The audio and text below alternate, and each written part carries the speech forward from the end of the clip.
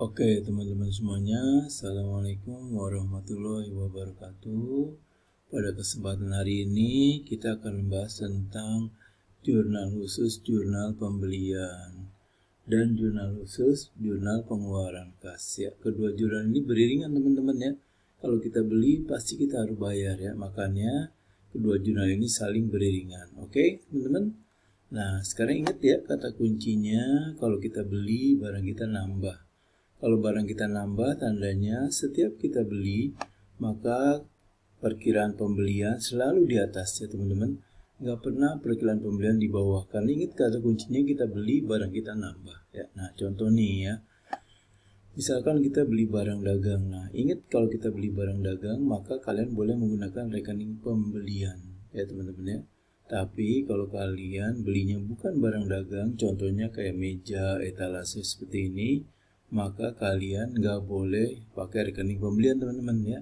Tapi yang kita beli ya, contohnya kayak meja nih, meja ini kan lama teman-teman ya, lama dipakai maka dia termasuk peralatan.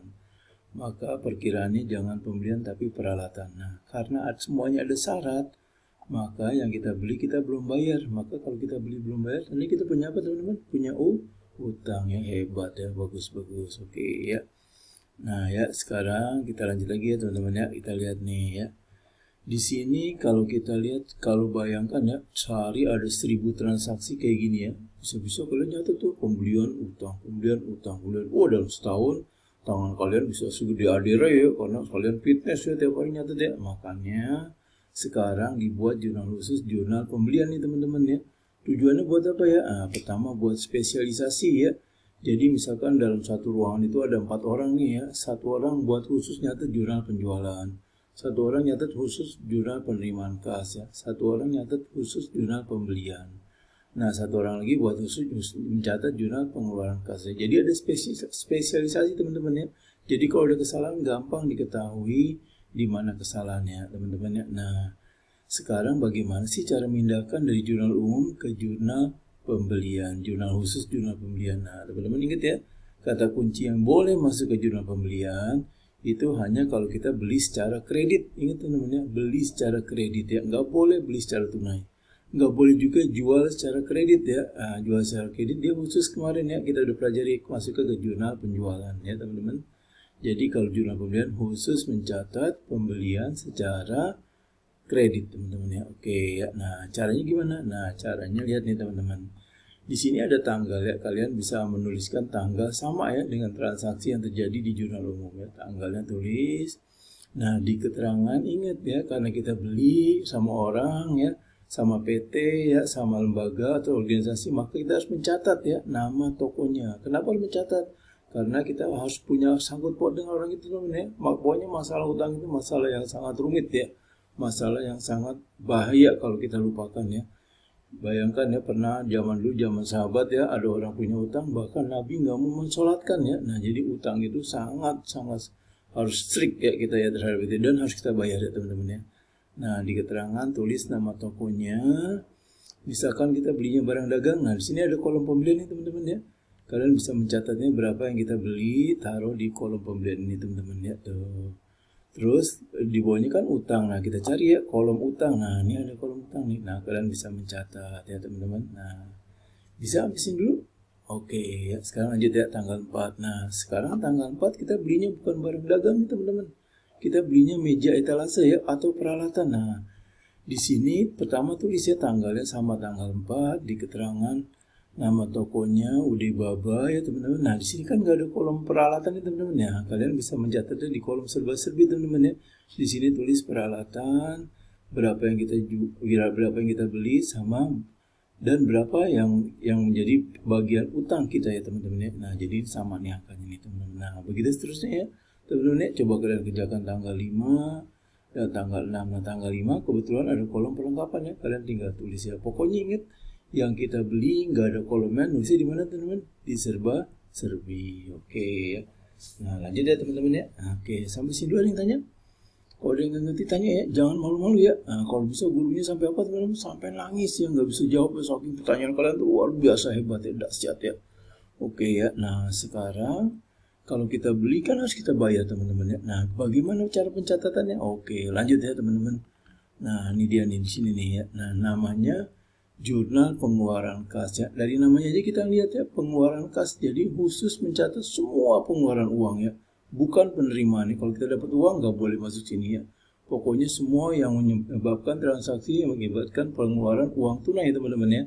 Nah, ini singkatnya juga jurnal kas keluar ya. Jangan JPK ya. Kalau JPK nanti sama singkatan dengan jurnal penerimaan kas ya. Nah, kita singkat jurnal kas keluar teman-teman ya. Nah, contoh nih teman-teman, ini kan soal yang tadi nih ya teman-teman ya. Nah, soal yang tadi nih ya.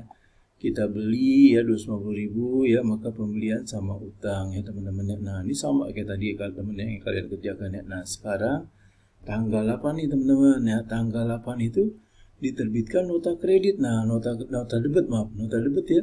Nah, nota debit itu artinya barang yang udah kita beli atau rusak teman-teman, kita komplain ya sama pedagang atau toko itu ya, sama firma itu ya. Kita balikin teman-teman. Nah, itu namanya barang retur teman-teman ya. Nah, notanya atau buktinya disebut dengan dibuat namanya nota debit teman-teman. Nah, jurnalnya gimana? Nah, kita kan nggak mau nih utang kita sama si sama FABB kan sebesar berapa nih? Coba kita cek. Utang kita sama BB 150 nih teman-teman ya. Ternyata dari 150.000 yang kita beli ada yang rusak nih 20.000. Nah, makanya kita kan komplain. Kita minta utang kita kembali atau utang kita berkurang ya. Sebesar 20.000 ya, makanya utang tadi di kredit, kita minta pengurangan teman-teman, makanya utang jadi di debit sebesar 20.000. Nah, barang kita balikin tuh teman-teman, itu namanya barang retur ya teman-teman ya. Nah, oke, lanjut ya. Nah, sekarang tanggal 10 nih teman-teman. Tanggal 10 kita bayar nih kepada si Bobo ya atas pembelian tanggal 2. Nah, masih ingat nggak coba? Nah, 2 untuk nggak dapat potongan gimana? 2 tambah 10 teman-teman, berapa? 12, betul ya.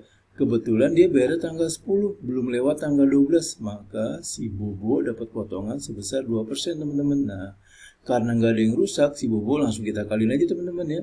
Jadi 250.000 kita kali 2% teman-teman ya. Nah, berapa tuh? 25 kali 2? 5. Ini kita kurangin oleh 2, jadi berapa teman-teman?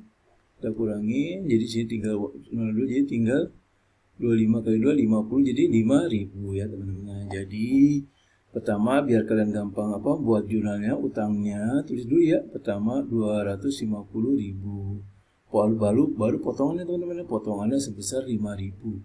Maka kasnya tinggal kurangin aja tuh teman-teman ya. 250.000 dikurangin 5.000 ya, dapat 245.000. Wah, hebat ya kalian ya, luar biasa ya. Nah, sekarang coba nih tanggal 16, tanggal 20 ya, 21, 25, 28 sendiri ya, sendiri teman-teman ya, sendiri. Oke ya. Nah, ya, tapi hati-hati ya, tanggal 20 ya. Tanggal 20 itu ada retur teman-teman ya. Nah, kita beli sama si Bibi 150.000, ada yang rusak 20.000. Jadi ingat utangnya si Bibi tinggal berapa teman-teman? 130.000. Wah, hebat betul ya, luar biasa kalian ya. Nah, udah ya. Lanjut ya. Nah, kalian bisa kerjakan dulu yang ini ya, yang tanggal 10, 16, 20. Lalu kalau udah yang tanggal 21. Nah, tanggal 21 ingat kalau kita bayar ingat. Ya, aduh, bayar lagi. Bagi kita jadi apa tuh? Pendapatan apa beban? Beban, betul ya. Nah, ini ingat ya, hati-hati ya. Karena ini untuk 3 pegawai, satunya ada akeong ini ya, sebesar 150.000, maka kita jangan nulis 150 ya, tapi kita kalikan 3 ya. Jadi 450.000 ya. Jadi sini tulisannya beban gaji sama kas sebesar berapa teman-teman? 450.000. Wah, hebat betul ya. Mantap ya. Nah, tanggal 25 hati-hati ini kenapa cuma 2 perkiraan ya. Nah, kita cek nih tanggal 6. Kita beli tanggal 6. Syaratnya 2/10. 6 tambah 10 berapa teman-teman? 16 ya. Nah, 16. Nah, sedangkan di sini dia bayar tanggal 25 ya. Udah lewat jauh ya. Makanya dia nggak dapat potongan. Kalau nggak dapat potongan gimana? Langsung aja teman-teman ya, utang sama kas. Wah, hebat ya. Nah, terus tanggal 28 juga sama teman-teman ya. Kita beli langsung kita bayar ya. Makanya kita nggak usah nulis nama tokonya ya. Karena kalau kita beli langsung bayar dan pergi ya, nggak ada hubungan lagi ya. Nah, maka jurnalnya gimana? Jurnalnya pembelian sama kas teman-teman. Nah, oke, kalau udah bisa sampai sini masih ingat ini kan jurnal kita pelajari waktu pertemuan kita berapa minggu lalu ya. Nah, sekarang dari jurnal umum ini kita pindahkan ya teman-teman ya ke jurnal khusus ya. Namanya jurnal apa ya? Nah, ingat nih, lihat semua kasnya di bawah. Tandanya kita semua ngeluarin uang ya. Nah, dan yang nggak ada kasnya jangan teman-teman ya. Jadi diingat nih, kayak tanggal 8 juga nggak boleh ya, retur nggak boleh masuk mana-mana ya. Nggak boleh masuk pembelian, nggak boleh masuk pengeluaran kas ya. Jadi dia khusus di jurnal umum aja ya. karena dia hanya apa, ngembalin barang. Nah, sekarang teman-teman kita lanjut ya. Sekarang jadi kita masukkan tanggal 10, 16, 20, 21, 25 sampai 28. Nah, caranya gimana? Nah, oke, lanjut ya. Kita lihat ya, ini caranya. Nah, pertama sama ya, tanggalnya, tulisnya tanggalnya. Nah, ketika kita melunasi, ketika kita membayar utang kita kepada orang, ya contohnya tanggal 10, nah tulis ya nama tokonya nih teman-teman ya, kepada CP-nya ya, CP Bobo ya, tulis CP Bobo ya. Nah, di sini kan tadi kita udah tulis nih utang dagang kita berapa teman-teman? 250.000 ya, benar. Nah, tulis ya. Di sini di utangnya tulis 250.000. Lalu di potongannya berapa teman-teman? Di potongannya 5.000 ya, teman, tulis ya di sini potongannya 5.000 ya. Nah, kasnya tinggal selisihnya aja teman-teman. Berapa tadi? 250.000 dikurang 5.000 dapat berapa? 245.000. Wah, hebat kalian ya, luar biasa ya. Nah, sekarang coba ya kalian pindahkan tanggal 16 ya, tanggal 20, tanggal 21, tanggal 25 sampai tanggal 28 ya teman-teman ya. Nah, dan ingat kalau kita bayar-bayar, ingat keterangannya nama tokonya ya. Tapi kalau kita bayar gaji ya, bayar listrik ya, bayar keamanan, bayar kebersihan, nah ingat ya, di keterangan bukan nama tokonya teman-teman ya, tapi yang kita bayar ya. Nih contoh nih, kita kan tanggal 21 bayar gaji ya. Nah, makanya tanggal 21 di sini tulis ya. Di sini kan nggak ada kolom bayar beban gaji nih teman-teman ya. Nah, tulis tanggal 21 di keterangan, tulis beban gaji ya. Nah, karena nggak ada kolom beban gaji, kalian bisa tulis ini teman-teman ya, beban gaji ya. Angkanya berapa ya? Tadi 450, kasnya juga sama ya, 450 ya. Nah, begitu juga ya tanggal berapa nih? Tanggal 25 nih.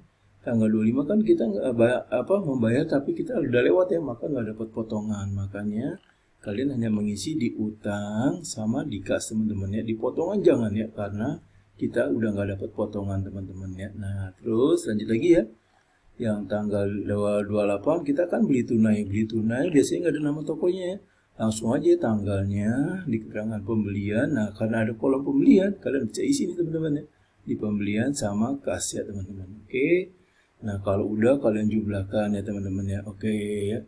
Bisa teman-teman, kalau yang masih belum jelas tanya ya, jangan malu-malu ya. Oke ya teman-teman ya, sampai sini dulu. Jadi kesimpulan dari materi pembelajaran kita hari ini ya, ingat jurnal khusus ada 4, jurnal penjualan, jurnal penerimaan kas, jurnal pembelian, jurnal pengeluaran kas ya teman. Jurnal umum bukan jurnal khusus ya, dia hanya mencatat barang retur ya, barang arti dalam arti barang yang rusak atau barang dikembalikan ya teman-teman ya. Nah, kemarin kita udah bicara tentang jurnal penjualan, itu khusus mencatat apa teman-teman? Penjualan secara kredit ya. Nah, jurnal penerimaan kas ya, hubungannya dengan penjualan ya, kalau kita menjual pasti dapat uang ya. Makanya jurnal penerimaan kas khusus mencatat apa teman-teman? Semua ya, penerimaan uang ya, baik dilunasi ya, diterima pendapatan ya. Nah, atau diterima dari apa? Dari kita misalkan nabung di bank ya. Nah, itu semua penerimaan uang ya. Nah, terus yang ketiga jurnal pembelian teman-teman. Jurnal pembelian tadi apa? Khusus mencatat apa teman-teman? Pembelian secara kredit. Wah, hebat betul ya. Nah, kalau kita beli pasti kita harus bayar ya, kalau kita belinya secara kredit ya. Nah, kita mencatatnya di mana teman? Mencatatnya di jurnal pengeluaran kas ya. Wah, hebat ya. Seperti contoh ini ya teman-teman ya. Oke ya teman-teman, sampai sini dulu. Sampai ketemu lagi di pertemuan yang akan datang ya. Kita bicara tentang apa? Tentang buku besar ya. Jadi posting dari jurnal khusus ke buku besar ya teman-teman. Oke ya teman-teman.